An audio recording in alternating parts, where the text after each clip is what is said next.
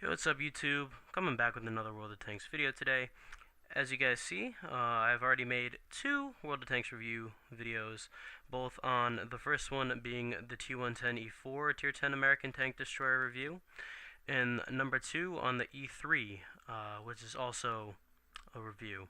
Now, in this video, as I've said before in both of the two reviews, I'm going to review and actually compare, basically do a 1v1 comparison between the E3 and the E4. Now, before I start this video, I'm just going to go ahead and say it is a comparison, but I'm not going to lean towards one or the other. Now, this is not going to obviously be a biased comparison. It's not going to be opinionated. I'm doing this roughly and basically only on the stats and how they play as a whole. For the majority of people who play them, I've gathered lots of information, looked on the forums and everything about how many people play these tanks. I know how I play them, but many other people choose not to play the tanks that way, not the way they're supposed to, and whatnot. So before I get into the video, let me just tell you that it's going to be basically just on how they look on paper and also how they perform in the game, but not exactly like opinionated, your personal preference. So yeah, let's get this review. Alright guys, so in this comparison video, I'm going to be comparing a lot of things, as opposed to all the way from the gun that is the same on each tank, where their weak spots are, how they perform in battles, what their gameplay is, and also the main thing that I want to focus on right now is, believe it or not, the tech tree lines. Now, many people, obviously, if you're like an experienced tanker, you obviously grind through the lines. You definitely want to know whether the line's fun to get to the tier 10 as a whole, and obviously more importantly the tier 10 itself being a fun tank. Is it good? Is it solid? Is it a great tank to play? So in my opinion, as I said, I don't want to be too opinionated, but as many people say, one of the best tier 6s is the Hellcat. Now this obviously being the split part where the two lines start, as you see, the tech tree goes up until tier 5, which is the Wolverine, which is a pretty fun tank to play. That's basically a precursor to the Jackson and Hellcat, as the Hellcat is a little bit less armored. Obviously only 13 armor all around, but it's a very great sniper and it's got that really good speed on a flat. However, its traverse speed is not that good. Now, as opposed to the Jackson's a little bit more armored, and they both share the same guns. Now, next tier, the T25/2, in my opinion, was a big letdown, as it is basically a Jackson, actually, with the top a little bit cover from Arty, not an open top, but it does have a pretty pitiful gun, both the T25-2 and the T25AT.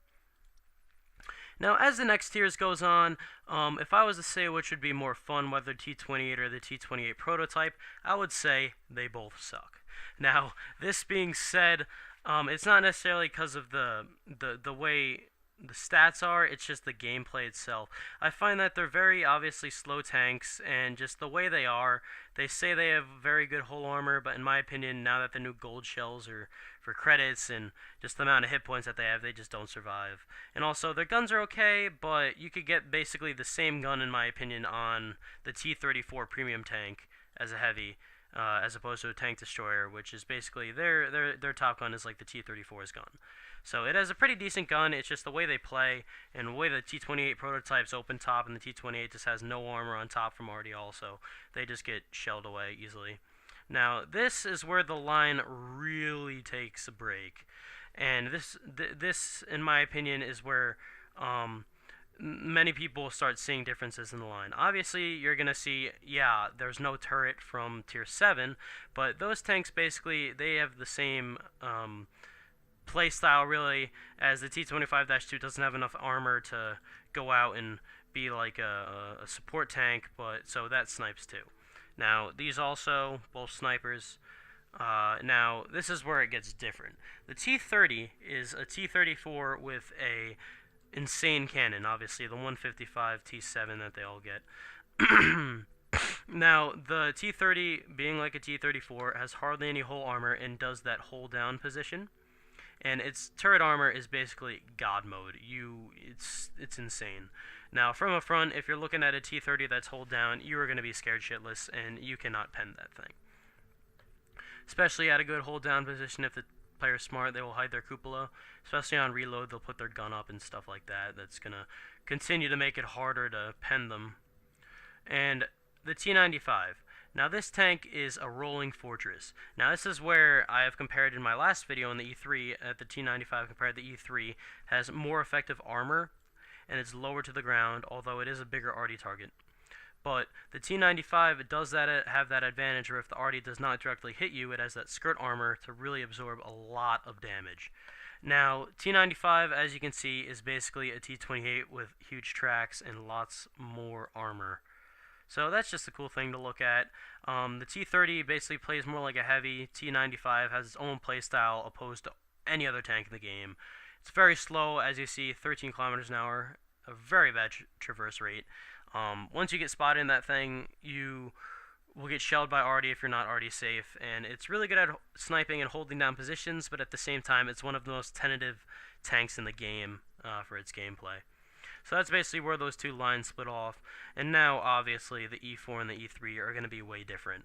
So that's just a quick look at the tech tree itself and how all of the tanks compare in each line as opposed to their counterpart in the opposite tree, or not opposite tree, opposite line, up until the tier 9. And without further ado, I'm going to go ahead and compare the E4 and the E3 together. So, alright guys, so the first thing I want to compare between the E3 and the E4, as I'm going to be referring to them as, not obviously the T110E4 and T110E3, it's too annoying. So the first thing I want to be comparing, believe it or not, is actually their gun. Now many people may say, wait, what do you mean the gun? It's the same. Yeah, but a lot of people don't notice this, but I say a lot of people don't notice it, that's just because the average tanker is just that stupid. But obviously many may know that the reason why it says 2.86 to 3.28 and so on, the accuracy, aim time, all that, is because it's attributed differently to each tank. Now, before I get into the superstructure type tank the E3 is and the turreted version that the E4 is, I'm just going to go ahead and say that the E3 has every bit better part of the gun that is attributed here. Now, many may say, yeah, the E4 gets that turret, so that just makes it that much better. But if you look at it at a stat-wise based, the E3 has everything better. Look at this. Now, as you can see, the bottom part of the scale is the E3, and that constitutes better attributes to the gun, a better reload, better DPM, better accuracy, aim time, all that. So I'm just going to go ahead and tell you guys the differences between basically the net change in each. The rounds per minute on the E3 is about a 2-second better reload, as it is 0.44 more rounds per minute. Now accuracy is a little bit better. It's only 0.02, which in some cases, especially for a TD and making those shots count, will be very, very good. Now, believe it or not, they have, ever since the nerf, they nerfed both of their accuracies, so actually now it's 0.01. I didn't realize that myself. So, the accuracy on the E3 is 0.36, and the accuracy on the E4 is 0.37. Now, before the nerf on the E4 and the E3, those were also 0.2 lower. They added 0.2 to each one. Now, also, as I said before, aiming time on the E3 is going to be better by 0.04, or 0.4, my bad, seconds, which really makes that difference when you're trying to snipe at that scout, or trying to hit that oncoming bat chat that's about to circle you. Now, as said, they both have the same pen and damage, which also is very good. With the APCR rounds, really makes it pretty hard-hitting gun. So yeah, that's the gun itself and how it's attributed on each tank. And for that particular part, the E3 wins, but in the way of also comparing it, the E4 does get that 180-degree turret, as it can go here and there. The E4, with its turret, the one thing I can say about that from experience is that its dispersion is very bad. Now, when you're moving that turret, even with a gun-laying drive, that turret is gonna, or that like little reticle is gonna get huge. And not only because of the turret, but when you move the hull also, once you go past that 180 degrees, if you do, you're going to have to wait quite a while to aim back again. So that's the guns and how they're attributed. Also, the E4 has a turret, how that goes. So next part of the review is going to be mobility. Alright guys, so mobility wise, I guess I'll start with the one that's a little bit slower. As you guys know, that's the E3. As I compared it to the T95 in my E3 video, if you guys haven't watched that, go check it out. I have that in the description. That kilometer per hour boost definitely makes a huge difference, as it is a little bit different playstyle than the T95. Obviously, you can't really compare that playstyle wise, but the way of getting to the battlefield and its pick up and go and also traverse speed is way better. Now, I do have a little bit of a perk here, the clutch braking, which kind of makes a difference. It gives you about like 2 more degrees per second once that's at 100%. And obviously this traverse speed is 24 and the E4's is 26. Now that does make a little bit of a difference, but when you're really getting swarmed and you're a TD, it doesn't really matter. So I'm gonna compare these two to some Russian tanks, obviously, which I did in the video that I made on my E4. I think I compared it to the IS-6 mobility, as it has the same kilometers an hour speed limit and basically around the same traverse speed. Now, turret traverse, that's different, but the IS-6, especially, I have clutch braking and off-road driving on this tank, but that's going to be a little bit different if I was to film it, but I'm not going to, because I'm sure you guys have seen the IS-6 in mobility and all that stuff. So if you guys have an IS-6, know that it's basically the same mobility as the E4, about the same traverse speed, basically the same pick up and go acceleration, so that's how that is. Now the E3 on the other hand, that could be compared to a bunch of things, as it has basically it's not fast, but it's not slow. So it's faster than obviously the slow like T28 prototype and the T95, but it does have a little bit better acceleration also. I like to compare this on a flat, like say you're going on flat ground. I like to compare it to the KV5, as it has slightly less acceleration, but it's basically the same. So the power to ton ratio, in my opinion, is the KV5 has a little bit more, just because its engine is huge and it weighs a lot. But the E3 and KV4 could be compared in a sense to the way they are on a flat, just going flat speed and all that. Traverse speed, I won't even say that, because the KV5s is just pitiful, and so is the E3s is pretty bad, but it's okay. So that's the mobility part.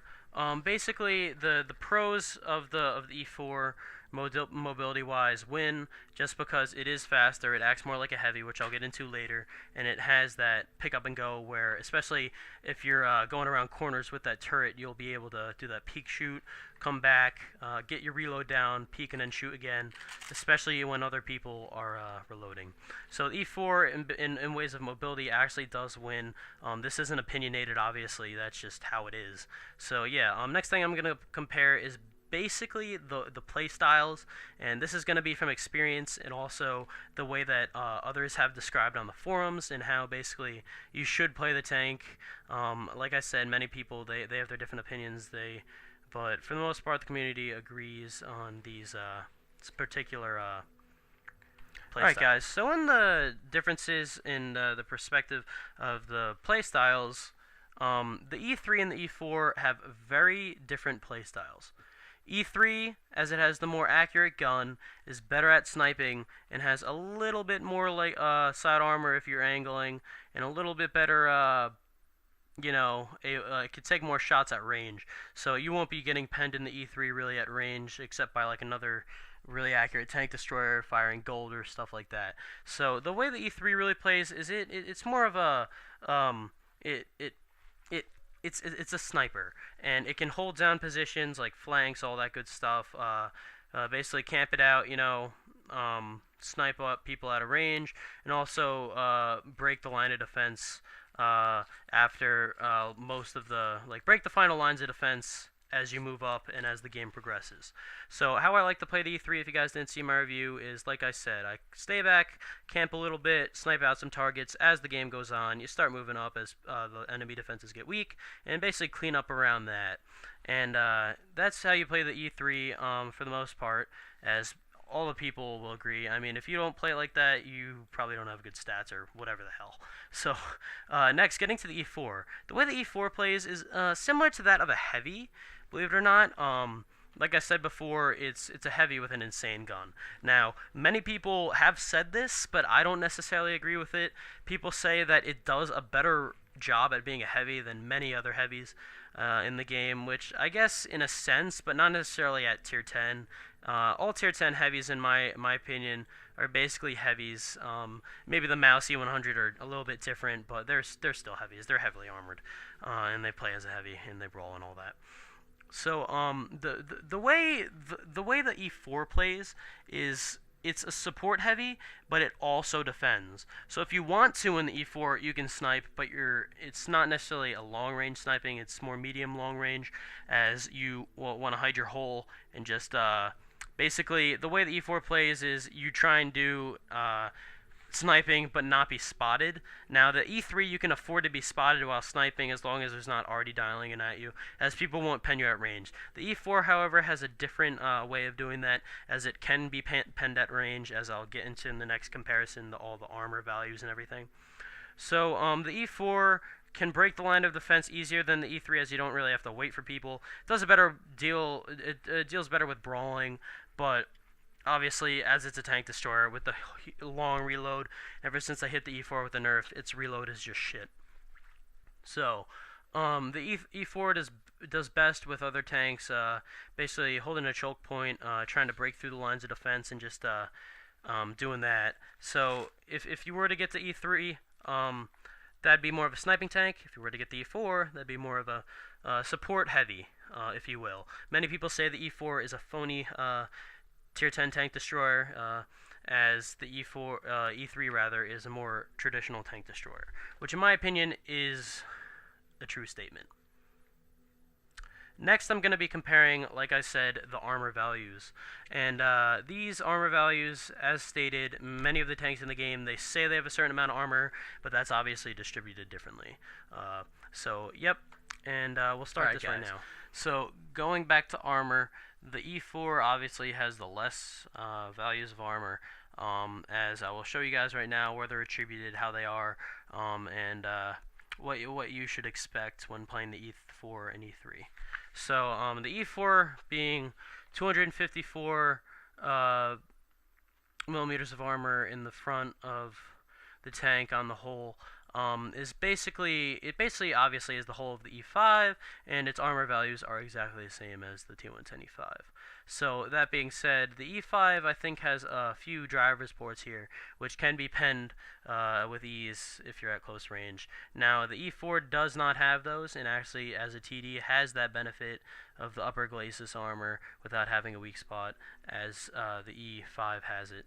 Now the E4, however, has all the E series and T110 series have those huge lower glacis. Now, the E4 with its lower glacis has around, I think it's 160 armor, which is pretty low. A tier 8 and on can pen its lower glacis with ease. Now, E4 being said, I'll go over the weak spots again, if you guys didn't watch my review. This being said, its lower glacis is a weak spot, and also ever since the nerf, the turret cheeks are the weak spot, or the biggest weak spot, other than the lower glacis. These driver's hatches, gunner's hatch, and commander's cupola. Also, obviously, the sides and the rear, they don't have skirt armor. The mud flaps in the front are pen zones, and the huge engine area. Now, E4, being almost like a heavy, has okay armor, but it just has so many weak spots, and the way that the turret cheeks in the turret are huge, and they stick up a lot. You can't really get into a hold down position also, because it only has -4 degrees of gun depression. And that being said, the T30 head, I think -10 degrees of gun depression. That's a really big letdown. So the E4 as a whole, its armor is okay. but it doesn't quite get the job done in the huge tier 10 battles, all the gold shells being flung and all those high caliber weapons and all the damage that could be done.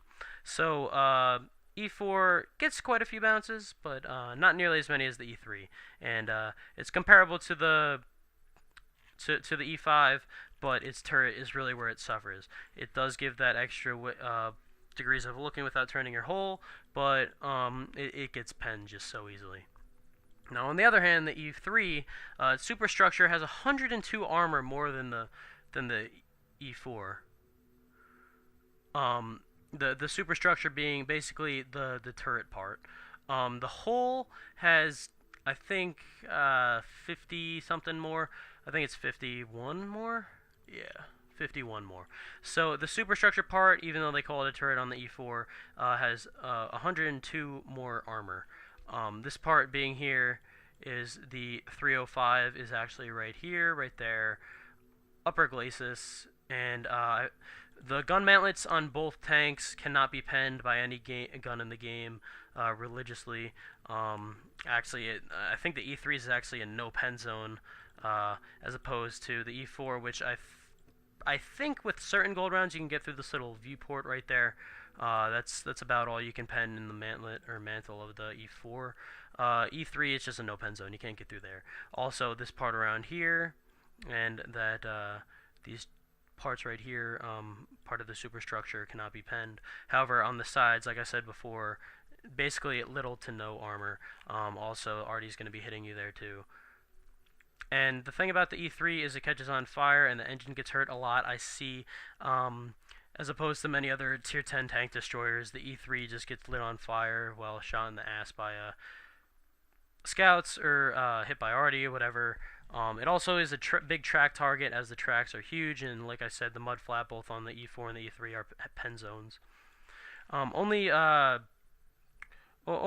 other part that is quite interesting on the E3 is that the front of the cupola is actually very well armored. It is a weak spot to many tanks, but on the E3 it really gets the job done. Many people get fooled by it. They don't think they would bounce it, but they end up bouncing it and not penning it. Now E3's weak spots, once again, basically same as the E4, except for the turret cheeks, are under glacis, driver's hatches, gunner's hatch, side and back of the commander's cupola, possibly the front if you're using gold. Also the little engine block part there. So E3 as a whole has the better armor, definitely more bounces, big steel wall machine if you're covering the whole. Sound like Himmelsdorf or something on the heavy lane. I think it's like the one line, especially with those little garbage piles. You can definitely hold down there. E3 also has the better gun depression, as it should. Gun elevation, however, the E4 is better, and the E3 has. They both have pretty bad gun elevation, but you don't really need those as a tank destroyer, as you're going to be at a distance, medium, close range, long range. So that's the armor values and how they're attributed.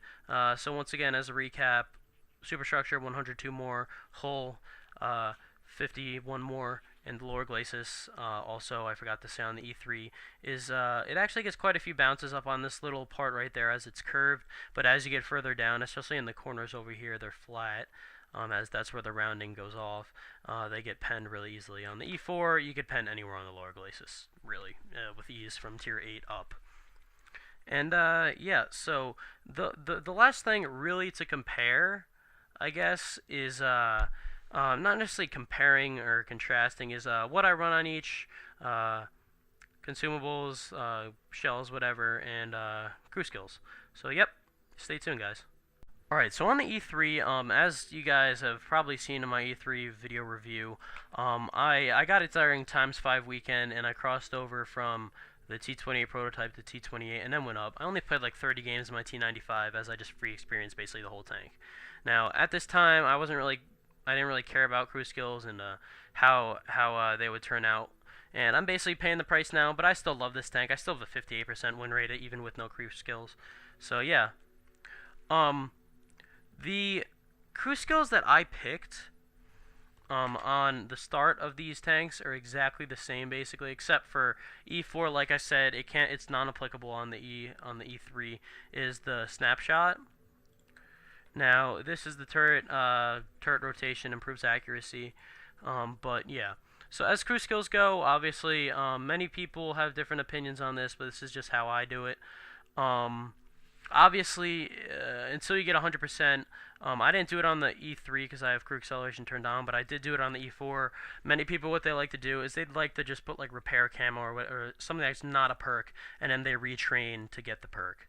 Now, I did that for this commander, but not for any of these guys. What I like to do is obviously after all the retraining's done, I like my first perk to be 6 Sense on the commander, as that definitely helps as a TD. Tells you when you're spotted so you can get RD safe, all that good stuff. Now, many people like to they like to, it's very controversial on the gunner. Now, all of these are basically good. In my opinion, the one that I don't really use, or that I wouldn't use, would be a damage gun. And I guess actually snapshot is on the E3, but it makes it's not. It's applicable, but no one uses it just because it's a non-turreted tank destroyer. It doesn't really make any sense to do that. Now, what I like to use on the E3 is Deadeye, as this improves. I think it gives you like a 5% chance for every 5% chance of doing better critical damage on every shot. Especially with heat and APCR, it does better. It says if 2 gunners have the perk, it is not cumulative. So only get it on. There's only 1 gunner, so you're just gonna put on that. Now, next crew skills. On the E4, I'm going for Brothers in Arms just because it's reload and everything else, and dispersion, aim time is all bad. As the attributes of the gun are that much worse on the E4. Now, as the E3 goes, driver, obviously for both crutch braking, and I just like to put repairs on the loaders, and eventually I'll do firefighting and all that good stuff. So the loader, it's up to you. You can do. I don't really find that any of these are really useless. In my opinion, loaders get the worst perks. So adrenaline rush could be okay, but it doesn't really matter because it's long ass reload anyway. Safe stowage could help, but maybe more on the E4 because the E4's ammo rack is that much worse because as a turret. But intuition, I don't really see the need in that. So, as the second skill goes, that's up to you. You can start doing whatever the hell you want from there. I'm going to start doing Brothers in Arms on both of them just to get everything down and better stuff. Now, what I run on both of them, I actually sold the vent on the E3, but I'm buying it back once I get enough credits right away. So I run the same on both. Gun laying drive, rammer, vent. Obviously here, gun laying drive, rammer, vent. So what you could switch out for the vent, I was debating on whether to do this, was a toolbox on the E3, as it does get tracked a lot, and some of the like viewports and everything, and the rangefinder gets hit all the time. So I guess you could say vents or toolbox. Any other stuff, I don't really know. Things that I think are kind of stupid are the small liner, CO2 fuel tank. Torsion bars, that could be okay. These two are okay, but those are more for mediums and scouts, as coated optics doesn't really do anything for a TD because they have the signal range anyway. You could put a camo net, but that's not really worth it, as they are huge tanks and their camo values are pretty much shit. But yeah. So that was basically the only thing left to go over. So as a whole, I guess to conclude, that's the comparison. I'm sure you guys could have found out all that information by itself, but just hearing it from a tanker and not necessarily on the forums from other tankers, but this is more just in voice and rather more assertive and all that stuff. The E3 and the E4 as a whole, like I said, personal preference. In the end, I went over all the stats, everything. I hope you guys can make a choice whether to go for the E3 or the E4, or if you guys are just looking at the tank to see how the hell it performs or why it's killing you. Yeah, I personally, I know I said I want to be opinionated, but I personally play the E3 more now. As I got the E4 first, I kind of tempted not to play it as much. I played the E3 because I already got my money's worth out of it. I still played in Clan Wars, all that good stuff, because it's a very good tank. But they're both very good. I just lean to play the E3 in pub because I want to get those games up and get the crew up, obviously. So basically, overall, I'll do the pros and cons right now. E4, its cons are basically all the stuff on the gun, like slow reload, bad accuracy, slow aim time, and as armor goes, it has that weak turret and cupola. Now, the pros of the E4, as opposed to the E3, are basically limited, as they are so similar. Is basically the mobility, overall mobility, and it has a turret. So that's basically the only attributes that the E4 has that are better. As the E3, its cons, I guess you could say it has no turret, so you don't get that traverse like this. It does have less mobility, obviously, and also it's more of a prime arty target. But the pros, as stated, it has way better armor, faster reload aim time, and accuracy than the E4 due to that nerf. As all the other modules go, like signal range, view range, it's all the same. Same with the, like I said, mobility is better on the E4, so that goes along with traverse. And the engine's the same exact thing, but however, the power to ton ratio is better on the E4 by I think it's like 1.5 tons, power to horsepower to ton. So I mean that's decent. I mean that's all that I can say basically on these two tanks, as opposed to comparing two other tanks in different nations. These are about as similar as you can get. So I basically tried to touch on the things that definitely distinguish it from its counterpart. So I hope you guys really like this video. I hope it helps. You guys are hopefully make a decision now whether to get the E3 or the E4. As a whole, I think this video definitely could help you guys out. If you guys have any constructive criticism, please place it in the comments or personal message me if you don't feel like putting in the comments, or comment, rate, subscribe. That'll definitely help me. I don't really have much other to say other than happy tanking, guys, and I'll see you on the battlefield. See you.